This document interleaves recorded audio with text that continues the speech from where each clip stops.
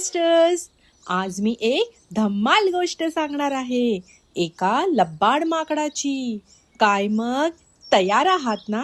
चला पाहूया.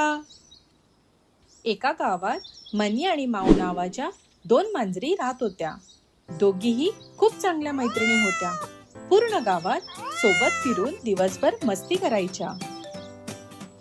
एक दिवस खेळता खेळता दोघींना भूक लागली, म्हणून दोघीही खाऊच्या शोधात निघाल्या. फिरता फिरता त्यांची नजर पडली वाटेत पडलेल्या केकवरती. मनी म्हणाली, बघ, इथे एक केक पडला आहे, चल उचलूया. माऊ म्हणाली, बरं झालं, इथेच केक भेटला, भूक पण फार लागली आहे, चल. तो केक घेऊन दोघी सावलीला एका झाडाखाली जाऊन थांबल्या.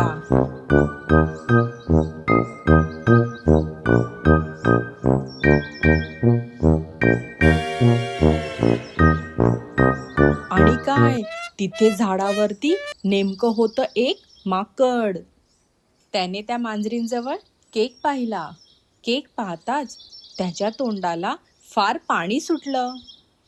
हा केक मला मिळाला असता तर, अशी कल्पना माकडाला आली. तेवढ्यात मनी आणि माऊ दोघी एकमेकींसोबत वाद घालू लागल्या. मला भूक लागली आहे, मी जास्त केक खाणार, असं म्हणत दोघींमध्ये भांडण सुरू झाले. हे भांडण माकडाने ऐकले. मग तो भांडण सोडवण्यासाठी त्यांच्या जवळ आला. तो म्हणाला, अरे, तुम्ही का भांडत आहात?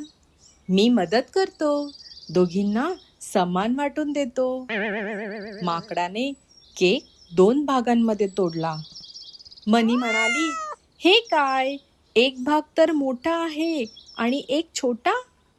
माकड म्हणालं, अरे रे, हे बरोबर नाही, यावर पण माझ्याजवळ उपाय आहे, मी केकचे 2 समान भाग करून देतो.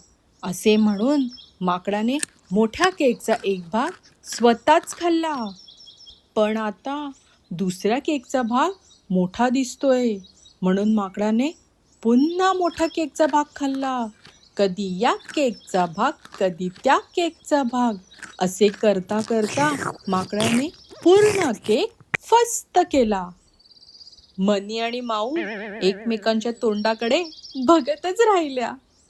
माकड मात्र खुशीत म्हणालं, पुढच्या वेळी भांडू नका, शांतपणे वाटून खा. असं म्हणत तो झाडावर पळून गेला. मग मुलांनो, ही गोष्ट आपल्याला काय शिकवते? दोघांच्या भांडणात तिसऱ्याचा लाभ होतो, त्यासाठी नेहमी शांत आणि समजूतदारपणाने वागावे. ही गोष्ट आवडली ना? अशाच गंमतशीर गोष्टी बघायला क्युरियस क्वेस्टर्सला लाईक, शेअर आणि सबस्क्राईब करा. Bye bye. पुन्हा भेटूया एका नवीन गोष्टीसोबत.